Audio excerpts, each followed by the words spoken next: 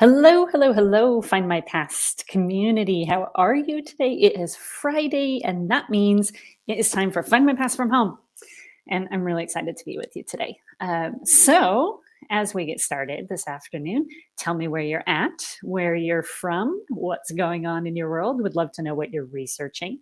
My name is Jen Baldwin. I am the research specialist and North American content manager for Find My Past. And in the comments today, we have the brilliant Niall Cullen. So please say hello to Niall. As you can see, I am not in my usual location.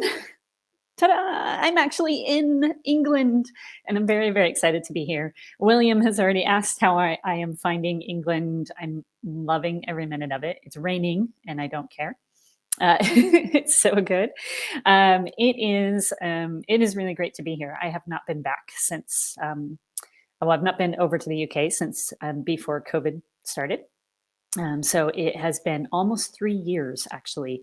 The last time I was over to see the office and my colleagues and all of my peers at Fund My Past was May 3 years ago. So it has been a long time.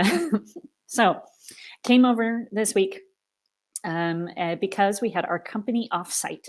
So it's the first time that we as a company have gotten together, all together in one place, as many of us as possible, and celebrated each other and our successes and planned out some of our future work and just really had a great time. And it was so good to be with everybody and to talk about all the things that we've done, right?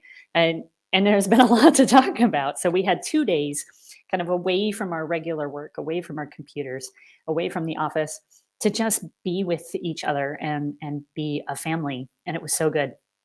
So good. So a lot of you are tuning in, which is great. It's good to see all of you. Shirley is with us from Cambridgeshire. Nice and sunny this morning, it sounds like. That's always good. Let's see. Daphne's here. William's here, of course. Beth. Jenny is in Norfolk. Elaine is in Massachusetts. And she's got snow coming. I understand that I missed a pretty good storm in Colorado too. Sounds like they got a couple inches at my house. Sally's with us, even with a hot chocolate and a biscuit. That sounds delicious, actually. So there's treats on the table where I'm sitting. I've had lots of things this week, and I was delighted to be gifted with some tea cakes and a few other things that I love and picking up in England, and have tried Marmite for the first time, actually, this week. I am not a lover, but I don't think I did it well. So I will try again one more time just to make sure that I get it right. Hazel is with us. Janet's here from Dorset. Debbie's in Dallas. Let's see. Goes with us. George is in Essex. Debbie, Lorraine, Anya. Oh, with her cat. So I kind of miss my animals. Of course, I miss my family, but I definitely miss my cat curling up on my keyboard every morning. Roxanne and Lori, Daphne, Hazel, Jackie, Carol, Mary's with us. We've got some people over on the YouTube and the Facebook side, of course. All sorts of people. So yeah, it's and I appreciate all the welcome backs and the nice comments. It's always good to see that. And you're right, Sue, right? You either Marmite, you either love it or you hate it. Right now I'm on the hate side, but like I said, I'll give it one more go just to make sure I've given it a fair shake. Try something at least 3 times until you like it. Yeah, okay, that's fair. Yeah. Oh, Deb's telling me Colorado's had some snow, but very cold. All right. Okay. Yeah. My daughter said something about that, but she's 12, so she exaggerates. Oh, and yeah. Okay, everybody, let's take a poll here. Give us a thumbs up if you like Marmite and a little angry emoji if you don't. And we'll see how many of us are Marmite fans. Audrey's with us from Q. Hello, Audrey. So I'm really excited. Actually, I have the weekend to kind of hang out. And next week, I will make a stop at the British Library, and I actually get to go see the TNA as well, the National Archives. So I am really excited about the rest of my trip. And then I go back middle of next week, which will be good. So because I'm here, I have a little treat. This is the first time I have been to the new Find My Past office. We changed locations. And so obviously I'd never been here because of COVID. So this is my first chance to see the new space, just today, actually. So I'm going to give you guys a little bit of an inside look, the Findmypast office. Now, keep in mind, we had our offsite this week. So most of our staff traveled. Well, actually, I'd say like 90% of us traveled somewhere, at least 30 minutes. We were in Surrey. And so some of us were, in the London area pretty close, but some of us came from very far away. So a lot of people are working from home today, and a lot of people took a holiday day today, took a day off. So the office is pretty empty. There's only like 3 or 4 people still here. It's at 4 o'clock on a Friday afternoon. It's kind of rainy and cold in London, so it's not a lot of activity out there. But I'm going to walk through and show you kind of where some of our stuff is. And we've done some of this kind of stuff on social media before, but I thought it might be kind of fun. And no, I am not visiting the Dundee office, not this time. Most of my teams, the people I needed to meet with, are here in London this time around. But I've been to Dundee before, so yeah, so that was a good time as well. I'm looking forward to going back up to Scotland. I love Scotland. All right, so with that, keep in mind that the office is super empty. I'm just going to walk through really quick and show you what it's all about. And then we'll come back to this little room and talk about our records of the week. While I'm doing that, keep in mind our question of the week.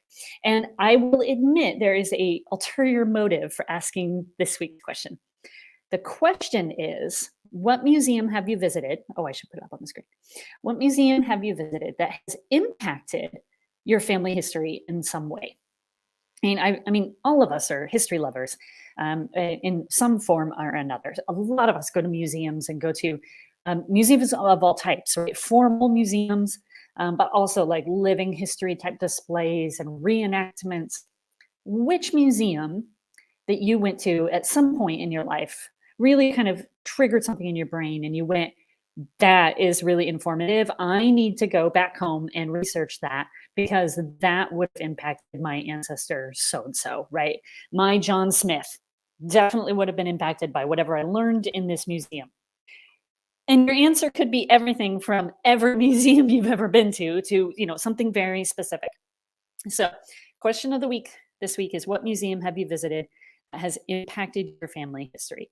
So while you guys respond to that, I am going to walk through now, and I will ask, actually, if you decide to share a museum with us, feel free to share a link as well if you want to give it a little shout out. Okay, so we're in a meeting room now. I'm going to go outside. Some of these guys do not want to be on camera, so I'm going to be very gentle with that. There's not many people here. We're going to be quiet because they're trying to work. Here we go. So it's back there, right? It's not very big, actually. Here we go. We got a nice logo. I really like the logo on the little wall of like ferns or trees or whatever it is. We got a lot of computers. There we go. Here's some of our team walking around. Nice big windows. Cool view. Nice library. That was his Facebook debut, I'm pretty sure. You heard it here first, guys. Right? And then we've got lots of good seating. Here's someone else. Yeah, he's on a call. It's very important. Okay, in the kitchen. And this coffee maker right here. Audrey told me that this was a good coffee maker. And she was right. This is very good coffee. I'm a coffee person, for sure. So I appreciated the tip, Audrey. And you may have been able to tell, I've had a couple cups today. All right, that's my little tour. I hope you've enjoyed it. I'm going to get back to the business of the day, though, because we got stuff to talk about. We've had some really, really good records this week. We have question of the week to answer, obviously, a big one. And one of the reasons I wanted to ask that question is because I'm in London for the weekend, and I have a whole list of museums I want to go to, but I also want to make sure that I am not missing out on anything. So if you're in the London area and you specifically think I should see something, let me know. All right, so records of the week first. So this week we continued kind of thinking about a focus on women's history, right? We just had International Women's Day. gosh, I'm not saying it right. I'm sorry. I'm tired. But that's a global event, and we all like to acknowledge and celebrate our female ancestors. So we released an update improvement to the women's suffrage petition for New Zealand. So that's a fun one. It's 43,000 records. We added the address actually to that data, that information. So that now has more in the index than it did before, and the transcription when you search on Findmypast. So that is a good one. We also added 12,000 records to the National School Admission Registers and Logbooks collection. And I know that on this platform, some of you have asked if we're going to add more records to the school collection, and we did. So we added material. We added school admissions from Calderdale Family History Society. So thank you very much, volunteers and members of that organization. And that those records are from Yorkshire, the Halifax School. So we added 12,500 records from Yorkshire. And then we also added a collection on Cambridge burials. Cambridgeshire, yes. So 14,000 records, and there are three cemeteries included in the update. So that includes Eastwood Burial Ground, the materials from the Finland Family History Society. It includes a Whitsley Cemetery, and I hope I pronounced that right, and also materials from the Cambridgeshire and Huntingdonshire Family History Society. And I just said Shire, I'm really sorry. Didn't mean to, just slipped out. All right, so that's what we added this week. If you have interest in any of those materials, of course, jump on over to Findmypast. We'll share those links in the chat, or even better, go to the blog on Findmypast, read about the records and what you might be able to learn from them and how they can help you with your family history. Check out a bunch of our other stuff on the blog while you're there. And then, of course, it will direct you straight into those collections. All right, those are our records. And I am getting some recommendations on museums. Thank you very much. It's absolutely me just making sure that my list is really thorough. So I appreciate that. Okay, as we work through our session today, let's see. Trying to make sure I keep track of time. So what museums have you visited that give you insight into your family history? That's our question of the week. Let's see what some of you have said. Now, I have done, countless museums, right? I worked for a museum for a while. I've done historic tours and cemeteries, all sorts of stuff. The idea of going into a museum from a genealogical perspective, right, is something that actually we all kind of do naturally. I don't think this is something that any of us are like really intentional, although, it can be, but just going to a museum should open your imagination a little bit. And I don't know that I've ever been to a museum that didn't impact my family history in some way, but it is great to go very specifically to some facility and say, this is the life my ancestor lived, like, an agriculture museum, or actually this last summer, I was at the Homestead National Monument, which is a part of the National Park Service and they're in Nebraska. And it's the site they used is the very first homestead that was settled under the Homestead Act in the United States. And they had a section that had never been plowed or used for field or anything, or for any crops. It was just natural grasses. And the idea was like, this is the type of terrain that these people would have had to travel over to get to their homestead site. That was really fascinating to me, like the types of grasses that naturally grew there. So you're thinking, you're kind of imagining like a wagon train moving west, trying to get their way to their homestead site through all of that, and up to your waist in grass. So museums can take on, of course, a number of different types and styles and all sorts of things, all sorts of different types of content. But it's such a good experience, I think, no matter what. Okay, so let's get into the question of the week here. William's going to start us off. And he's got a couple because he's numbered them. The Portsmouth Historic Dockyard. My great-grandfather served as chief dockyard inspector and traveled the globe with his job. The records I got from the dockyard showed places we were unaware of until seeing them. Oh, that's really cool. So you're really tracing his occupation, right? His entire occupational history, it sounds like, through the records at that museum. That's fascinating. That's good stuff. His number two is the Imperial War Museum collection at both London and Salford. Lots of relatives involved in different scenarios that are shown in the exhibits. Really enjoyed it when IWM North had the Far East collection on display, so visited when it was first opened. Well, that's good. There are a couple that, those rotating exhibits can be really, really incredible, and you got to stay on top of those. Anya says, if you're back in Dundee, we'll need to meet for a coffee. Absolutely. I would love that. I would love that. We've got Epic in Dublin from Janine, I think. I have heard about this one, but I've not been. I've actually never been to Ireland, which is another thing I need to check off my list. But yeah, Epic, I've heard has been really interesting. Marge has an interesting comment. She says, none, actually. I've never lived near where any of my or my husband's family have been from. And, I think about that a lot. I think about geography a lot. For me, this is a big topic. And it's relevant actually in my work, right? I work for a company that's based in the UK. I am in Colorado. It's hard for me to find things at home that are relevant to British history. It's kind of tricky. But I do try to think about how I can learn about different cultures and different locations from where I am today. And I think that the virtual world obviously has been a huge contributor to this, because it is possible to do online exhibits from different facilities and museums. So maybe that's an option for you, Marge, is look online at museums in those areas that you're interested in, and see what they've got, see what they have available. The other option, of course, is to work with a local society or family history society and say, hey, I'm really interested in this museum over here. Like, what do you know about it? What kind of records do they have? What kind of exhibits do they have? Maybe it's worth kind of talking to the community around that area. I also think about things like, if I go to a museum that's focused on, the mining industry, like the way people mined generally was pretty consistent based on the type of mineral they were looking for, or the thing they were trying to get out of the ground, right? So if you go to a gold mining museum in Colorado, for example, it's going to be a very similar process to what they had in California or in New Mexico or Montana.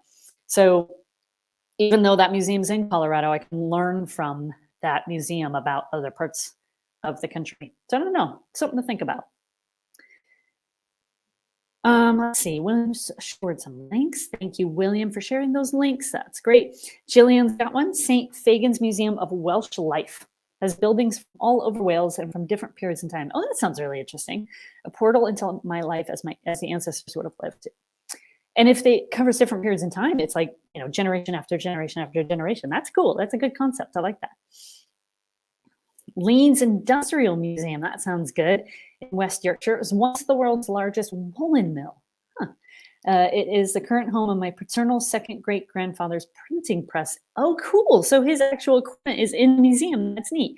And the looms that my maternal ancestors used. That's really cool. I don't think I have anything like that I know of that my family once kind of had their hands on that's now sitting in a museum. I can't think of anything. I know of duplicates. Like I have a photograph of the town's first fire department.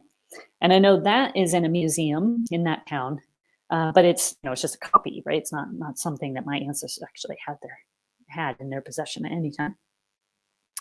Got a couple recommendations here from outside of the UK, the West Frankfurt Historical Museum in Illinois. That's a good one. Thank you, Deb. Let's see, Beth says too many to mention. Yeah, I think I'm on that same page.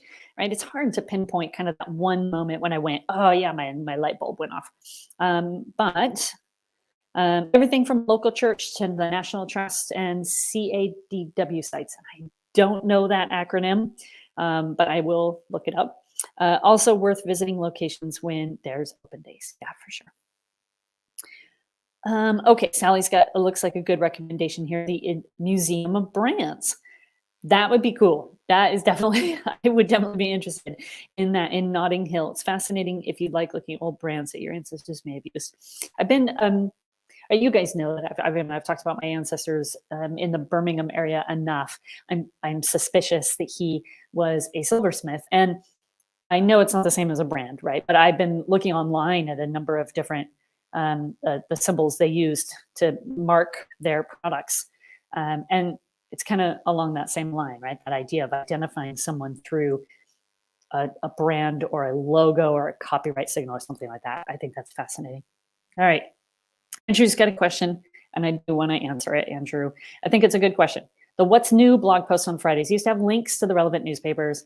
Last couple of weeks has been missing. Can we please have it back? Well, yeah, the last couple of weeks have had a lot of newspaper content. And so there's been a lot of updates to our newspaper collection. And it actually just takes a lot of time to make those links because we publish our blogs on 4 different websites. So we would have to change each of those links. And it turns into, quite honestly, kind of a lot of time, potentially up to hours of work of copying and pasting. So when we do these big newspaper releases, we are going to put our time into the content of the blog and making sure that we're giving you the right information to use those newspapers. So I can't ever promise, Andrew, that those links are going to come back. I don't know. I don't know the long-term plan. But I do know that it's being discussed and looked at. And I would say with certainty that if it's a lot of newspapers being released at any given time, we're probably not going to include those links. We appreciate the feedback and we are listening carefully. So if you feel really strongly about this and you're out there and you haven't commented, we would encourage you to send us an email. Let us know what you think. As always, we want to hear from you. So whether that's good, bad, or indifferent, you can always connect with us at support@findmypast.com. And we will listen to your feedback and we will make decisions, educated decisions based on what's best for our customers, what's best for our partners, what's best for the business. Okay, let's go back to museums. Sarah says the National Museum of Ireland, Collins Barracks. Oh, that would be cool. Fashion designer, my mother's cousin. Oh yeah, so an absolute direct connection. That's perfect. That's good. Audrey has Fort George near Inverness, where my ancestor was stationed in 1808, still an army base. Huh. Cool. That's really cool. Never seen a shot fired in anger, or I'm not sure if that's a typo. So yeah, that's really cool. That's an army base that's been an army base for a long time. I guess that's pretty common, though. I would think that's pretty common. Once you build an army base, it makes sense to just stay on that land. Liverpool Maritime Museum for Jane. My grandfather and great-grandfather were both at sea. I think I said grandmother, I meant grandfather. I'll admit, I'm still a little bit jet-lagged. I gotta be honest. The Museum of London. Someone has recommended, Karen has recommended, that is on my list. I have had it on my list actually for a while. I wanted to do it the last time I was over and I kind of ran out of time. It was a very kind of short trip. But this weekend, I think it's definitely happening. Okay. Andrew says, Mosey has a great theme, Manchester. Oh, that's cool. They have all sorts of things designed and built there and do demos of the machinery used in the cotton industry. Oh, that's neat. Yeah, I like that. That's cool. I love displays and demonstrations like that. I remember once, several years ago now, we went to a museum and they had gosh, this is a while ago now. They had a display on weaving, right? Like, taking the fur from an animal and turning it into yarn and then weaving it into something. And they had a spinning wheel as part of the exhibit. And we got home and my daughter, who was probably, I don't know, she was probably 6 or 7 at the time, she kind of locked herself in the bedroom for a while. And I went and checked on her and she had her toys and she had built herself like a spinning wheel and she was like pretending to spin yarn. And I was like, oh, this is amazing. Right? In museums, yeah. Right. Okay. All right. I'm still scrolling through your guys's, there's a lot of good, really, really good museum recommendations. Let's see. Joni's got one. I want to share this. Make sure we see representation here. Te Papa, New Zealand. Don't know if I said that right, but I think I did. Good to see the representation from all over the world. National Mining Museum of Scotland. That's got to certainly be a good one. I think anybody who would be in the mining had ancestors in the mining industry. Um, in this case, Susan had Scottish ancestors, Scottish coal or shale oil miners. That is a little bit tough to say on a Friday afternoon. Oh, thank you. Someone explained this to me. CADW is the Welsh equivalent of National Trust in the UK. Oh, okay, cool. That's great. I will look it up. Let's see. Cindy says, I love museums that show industries my ancestors worked in and also the living museums. Yeah, I really like those too. So like the Black Country Museum in Bliss Hill, when you get to Dundee, do the Verdant Works, the Jute Museum. Okay, yeah, I've heard of this, but I've not been. There are at least a couple museums in the Jewelry Quarter. Yes, I definitely have a list of that as well. Someday I will get to Birmingham. I haven't done it yet. And it's not going to happen on this trip, unfortunately. But oh, and Niall's got a good comment about our newspaper discussion with the links. If you spot a newspaper you want to explore and it's not linked on the blog, use the Bind Newspaper filter to hone in on it from the newspaper search screen. Thank you, Niall. Appreciate that. Okay, let's see. And Niall's question of the week answer has to be epic in Dublin. I have a feeling he might say that. Someday I will get there. I will. Okay, let's see. All right, I wanted to make sure that we covered a couple other things too. So we'll go back to question of the week if we get a little bit more time. But we are trying to share a little bit more with you on Fridays. So we're going to do a little bit of a demo. So let me pull up my screen here. I'm going to try and make this work. Give me just a second. Sorry about that. So we're going to talk today about the search radius tool. Now, some of you know and, oh gosh, sorry, I hit the wrong button. Some of you know and love this tool on Findmypast. And some of us, I think, maybe don't know about it or use it.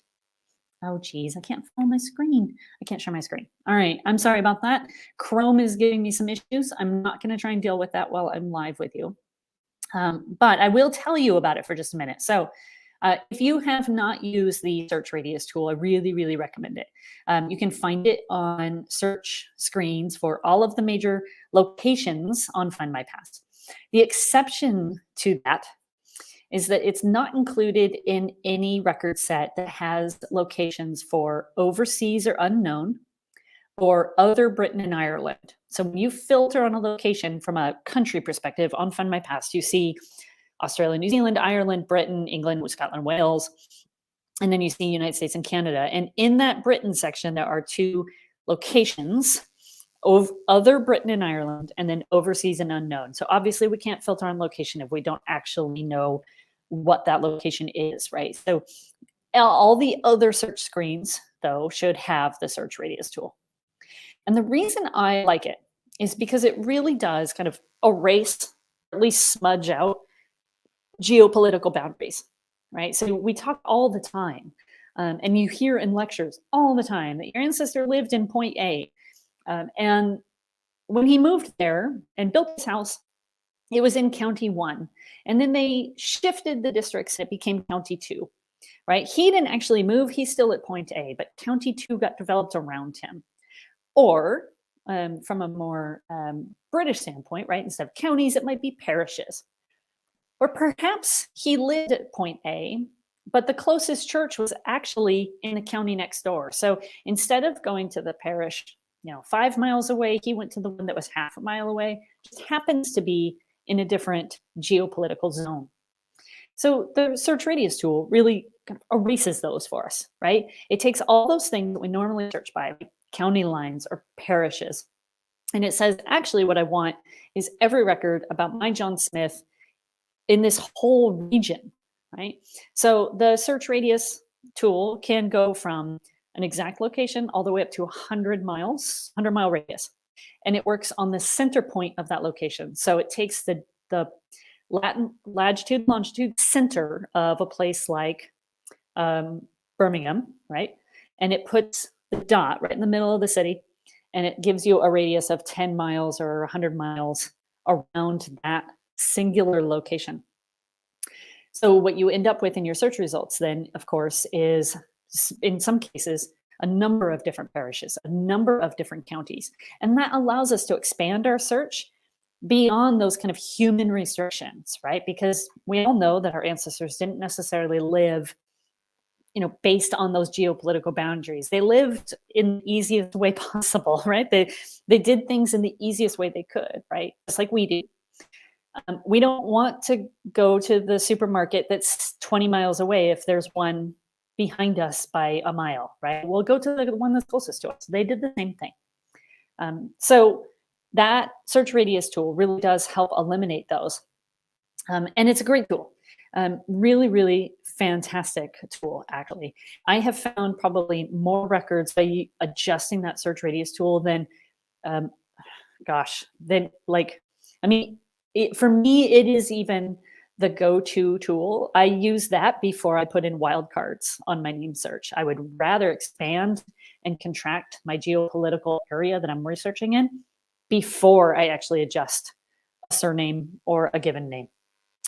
So think about that as you're working through the site and you're playing with a search. Maybe you're sitting down this weekend and you're looking for someone with a really unusual name, right? Expand that search and see if they ever did anything outside of the area you thought they were in, right? Maybe they just, went away for a year or two, and you might find them in a newspaper collection or in tax records or something. You just never know where they're going to pop up, right? And maybe that's just a missing gap in your research because we are very focused, we all are, on geopolitical borders, right? Boundaries that are created by the government and religious bodies, essentially. And if we just erase those for a few minutes and think about our search process in a bit of a different way, really gives us an opportunity to learn more about our family.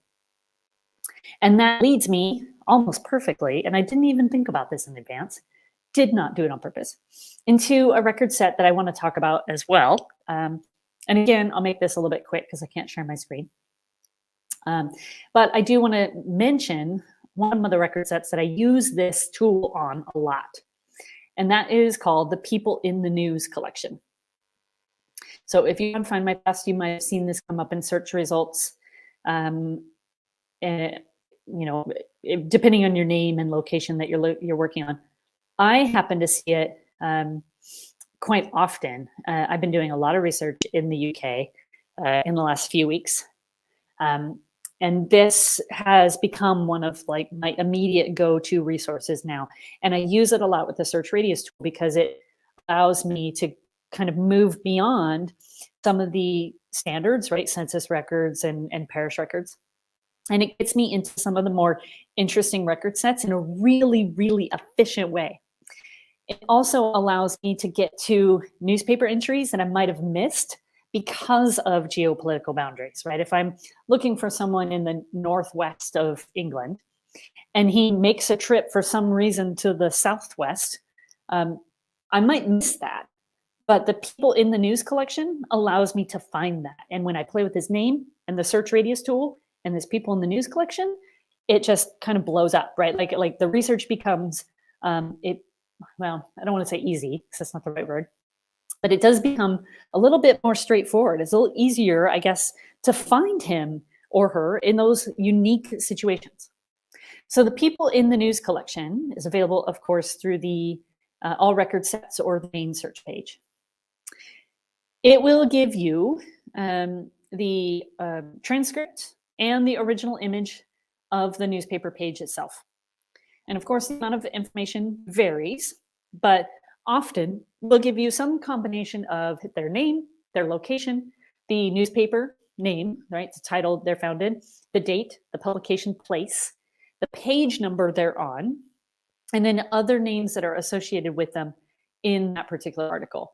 And we have information from a number of different newspapers in this collection. Now, it's not the entirety of the newspaper collection that's featured here, but what you do is you search for John Smith and it comes up as a search result, right? So instead of looking at the entire page of newspaper, you're just looking at this one little snippet that's been pulled from the newspaper. So it includes the Aberdeen Press and Journal, the Dundee Evening Telegraph, the Cork Examiner, the Hull Daily Mail, the Liverpool Echo, Staffordshire Sentinel. I'm just like picking titles of a list, right? Western Morning News, Western Daily Press, the Leeds Times. There's a whole list of newspapers that this particular set works with. I have found it to be actually quite a positive experience. I think I would say, just on average, just kind of, throwing darts at the wall, if you will, um, of the last, maybe 10 or 20 entries I've looked at, probably 90% of them have been correct. And the only time I find one that's really not very correct, in terms of the search that I'm producing, is when it's a really common name. But I have found that People News Collection to be really, really helpful. So I'd encourage you to look at that if you haven't looked at it for a little while. It's definitely one you want to make sure you're taking advantage of. Okay, let me scroll through the comments really quick. So Ellen says, she's reinforcing me. Thanks, Ellen. Boundary line was our property line. Instead of walking to the end of the street to go to school, they were bused over 2 miles away. Okay, yeah, that's a perfect example of what I've been talking about with a search radius tool. Exactly. You don't know what those boundaries were and why they were created. And so this is a great example, Ellen. Thank you. So that search radius tool can be really, really useful. All right. Oh, another one. Here's Kim basically saying the same thing. Boundary line stopped me from going to a school that was 3 streets away. Instead, I had to walk several more to the local school in my area. Actually, I mean, I've just lived this as a parent. For those of you in the U.S., you'll understand elementary school, the primary grades. So about through when your child is like 6 through 10-ish, I guess. A little older than that, maybe 11 or 12, something. Anyway, whatever. My daughter was finishing her last year of elementary school, and we had a school that was directly across the street from us. I could see the front door of the school from my backyard, from my garden. And instead of attending that school, she was actually bused 2 miles away to a different school. It never really made any sense to me whatsoever. It was just the way the boundaries were drawn. We were just excluded from that elementary school. It seemed very silly. But that's exactly what we're talking about, right? That whole idea that boundaries are really, man-made things, and the records, the way humans live didn't necessarily reflect that. Okay. Right, a few more comments on question of the week, so that's great. Let's take a look at these. Roxanne giving us one. Something that impacted her house history, which is great. The Union Pacific Station and Museum in Ogden, Utah. Now that one I've been to. They have a section that discusses a train accident that happened near the house I grew up in. That's pretty cool. And it's a good museum too. Actually, I'm a fan of trains. I like trains, so I definitely have been to that museum. I think I've been there a couple of times, actually. It's a good one. It is a good one. And I'm glad that it helped you. That is good news. Let's see. There was one more up here that I was going to try and find. Oh, this sounds interesting. The Museum of the Home, the Jeffrey Museum in London. I'm going to have to look that up. I'm actually going to write it down. I have paper. Sorry, I'm totally going to do this in the middle of a broadcast. But it sounds good. I want to see it. That sounds really interesting. Okay.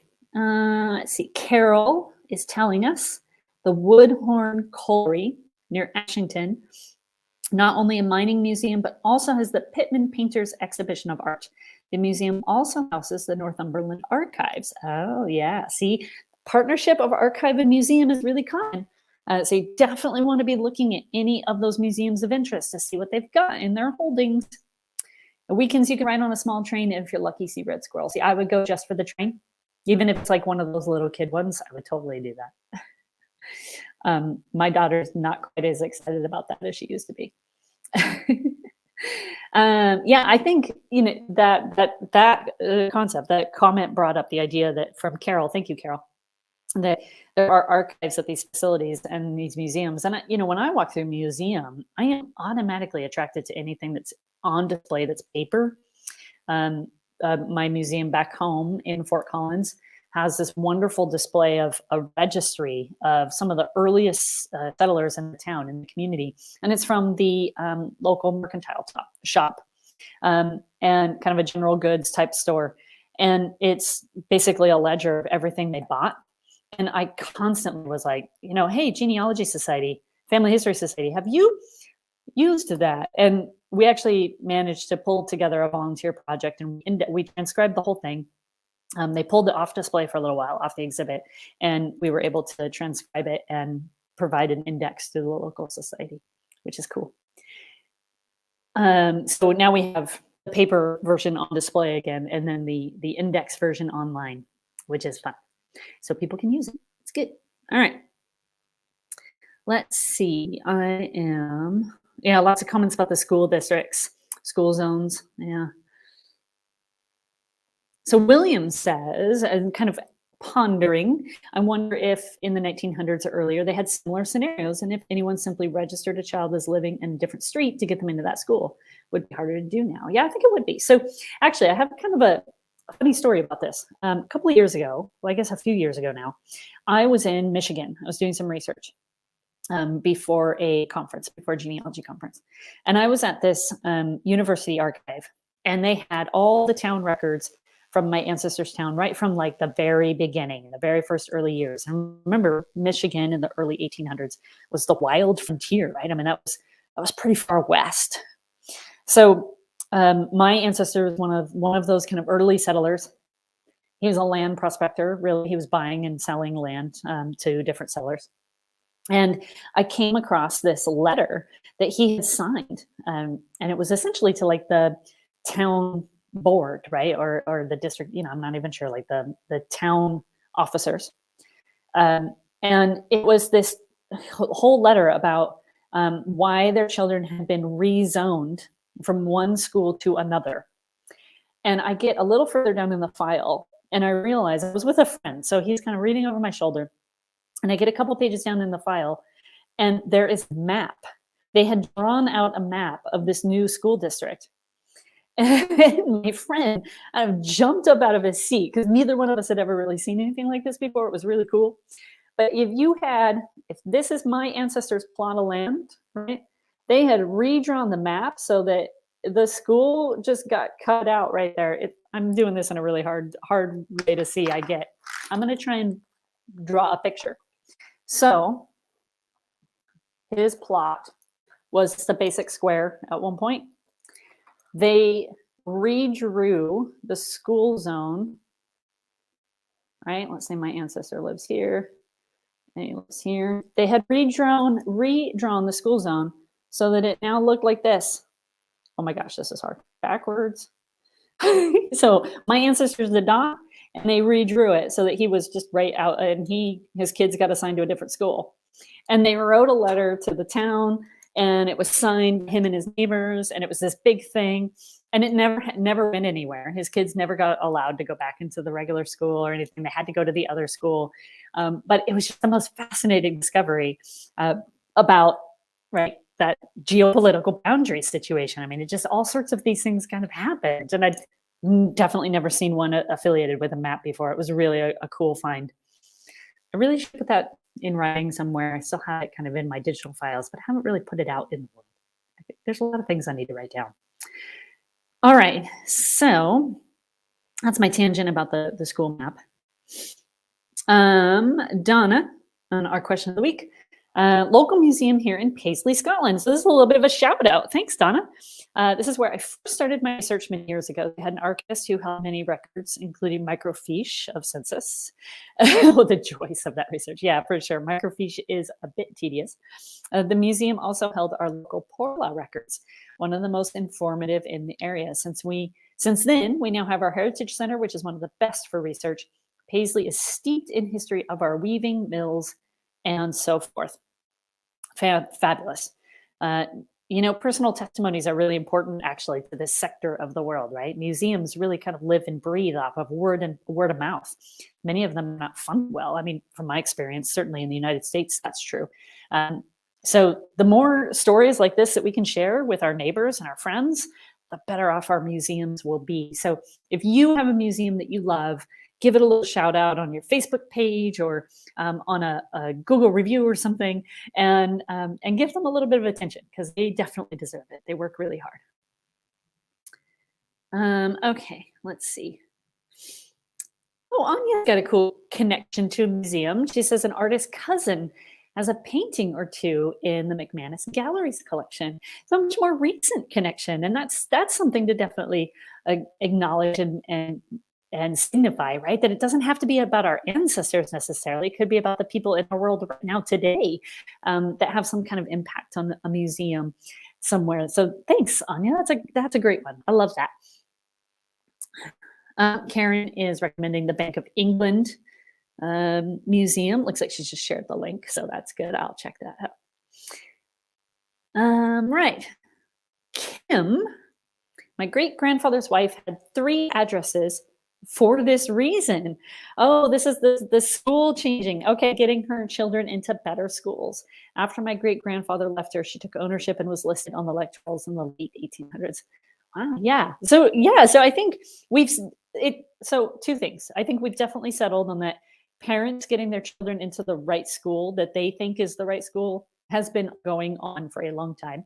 And 2, we might need to set up a session on school boundaries and the history of that and how that all started and how it changed and what's been different in the world about how schools are zoned. That might be a very interesting topic, so I will make note of that. Can't make any promises. I certainly don't know much about that and the history of that. So, but that would be a really interesting session to have. That's what I'm learning from you guys today. All right. Oh, this looks interesting. Thank you, Jillian. I think and I'm not going to be able to pronounce that. Interpefre? I'm not sure. Library could be considered a museum. It was the first lending library in Scotland, started in 1680. Very cool. I visited in 2016, found out which books my ancestors borrowed. Oh, neat. Really? You can see what they read? That is awesome. And then go and find those books on the shelves. Oh my goodness, that would give me chills. That is such a cool experience. I can't even imagine that. Wow. I'm like sitting here kind of stunned. That is really, really neat. Jillian, thank you so much for sharing that story with me. That's incredible. I don't even know what I would do, like how I would react if I could see what my ancestors got from a lending library. I just think that is really phenomenal. And talk about social history and social context research. I mean, it doesn't get any better than that, right? Like you literally know what they read. I would definitely want the whole list. I would want to know if it was fiction or nonfiction. I would like sit and do percentages. Like they checked out 95% fiction and 5% nonfiction or something. Oh man, that's cool. I'm going to be thinking about that all weekend now. All right. Got a couple other. Oh, this one's interesting, Andrew. Look at this. My great-grandparents changed religion to get in the nearest school. And I suppose, yeah, that's true, right? I think my immediate reaction is, whoa, that's kind of crazy. But of course, in the UK, it's maybe not that crazy. I don't know, because in the US, we don't have as many religious schools. It's not as prolific, of course. So my mom went to a religious school. She was Roman Catholic, and she went to a Catholic school. And then when she got to high school, like their teenage years, she switched to a public school funded by the public government entity, and didn't like it. Went back to the private Catholic high school. But yeah, switching religions to get to the nearest school, I would imagine. I don't know. That might be more common than I initially think it is here. It'd be interesting to know how common that is across the UK. Oh, Roxanne, this is exactly what I was trying to say. I would probably die right there in the library, thinking about the lending library and knowing what your ancestors checked out. Yeah, I probably would too. It would be very hard for me to contain my excitement at that moment. Very hard. All right, Audrey is telling us, let's see, the London Transport Museum in Covent Gardens is well worth a visit. I am really getting tired now. It's almost 5. And it's been a long week. All right. Yeah, a few more suggestions. The Black Country Living Museum, the British Library, of course, has exhibitions.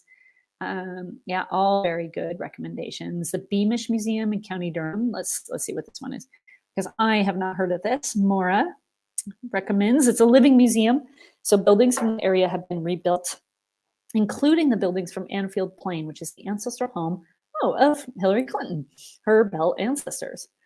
Yeah, and one of Myra's ancestors was a manager. I think I'm reading that right. They have recently extended to a 1950s town. Oh, that's neat. So it's like expands. That's good. That's good. I do like it when they do that. They kind of broaden their scope a little bit.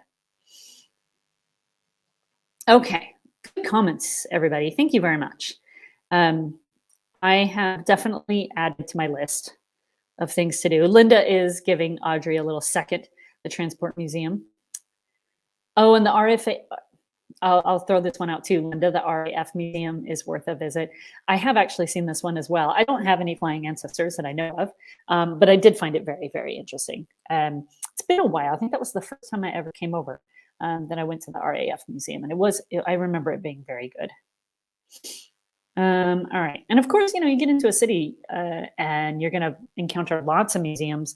I think some of my favorites over the years have been in little tiny villages or towns where it's like, population 300. And they have this one little house that's been converted into a museum. And the displays are really intimate, right? You get a lot of historic photographs. And I went into one outside of Denver, actually, a few years ago. And I had an ancestor who was in Denver kind of early. And was heavily involved with the Masonic Lodge there. And they had some of his Masonic regalia on display because he lived in this little tiny town, but he went to the Masonic Lodge in Denver. And they had some of his sashes and his aprons and things as part of their exhibit. And that was really cool. I actually went back the next day with evidence that he was my ancestor, because I talked to them and they were like, yeah, okay, we're not going to pull it out of the case for just some random person who says that they're related to this guy. So I went back the next day with evidence, and they actually let me, or they pulled it out of the case for me and let me photograph everything and kind of, preserve a bit of it for my own family history. So that was really cool. Oh, and Sally, yeah, thanks for the vote of confidence there. The smaller museums are always worth a visit. I think the one that I have on my list for this weekend that's the smallest is the Museum of the Order of the St. John. I've never heard of it before. It just happens to be near the office where we're at in London. And so I saw it on the map and I looked it up online and I just thought, yep, I definitely want to go there. That sounds very interesting. So that's one that I hope to report back on soon, probably in one of these broadcasts, I would have to imagine. So if you've been there, no spoilers. If you've been there, don't tell me what you think. I will go and find out for myself. But if you haven't, it sounds interesting, maybe worth looking up. Okay, so that brings us to just about the end. Oh, and look, like the lights are going off behind me. It's time to go home. They're telling me work day's done. I hope that everybody has a great weekend planned. I would encourage you to go and check out this week's new records, and I will give you those one last time. The women's suffrage petition from New Zealand, Cambridgeshire burials, and an addition from Yorkshire to the National School Admission Registers and Logbooks collection on Findmypast. And of course, we add new newspapers and more every week as well. So there's a whole lot of new content out there. I would really encourage you to take a look. Play around with that search radius tool, see if you find something new and interesting. And of course, as always, let us know. We want to know what you're talking about, what you're discovering, and what you're learning about your ancestors. Your stories are fantastic, and we absolutely love getting them. So if you find something in one of our new sets, one of our old sets, maybe the People in the News collection that's actually been available for a while, but maybe you've tried it for the first time and you found something really cool and exciting, do let us know. We really, really do enjoy those stories. If you have made such a discovery, or if you want to share a story with us, send it over. You can email those to discoveries@findmypast.com. And the team will take a look at those and may even reach out to you to be featured on our blog or possibly in a video or one of these sessions. You just never know where that might go, but we would really like to hear from you.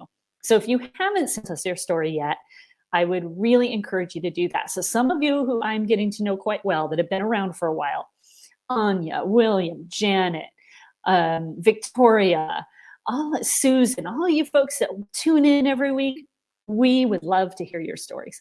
So please do send us an email. Oh, Robert saying I might be locked in. Thankfully, I have a pass. I can do it. All right. So with that, I'm going to call it a day. Have a wonderful weekend. Get some research done. Enjoy yourself. I'm going to go see museums and fly back to the States next week. Nice chatty session this week. Sally says, yeah, that's good. And we love having you with us. We love having you join us. So please do tune in next week.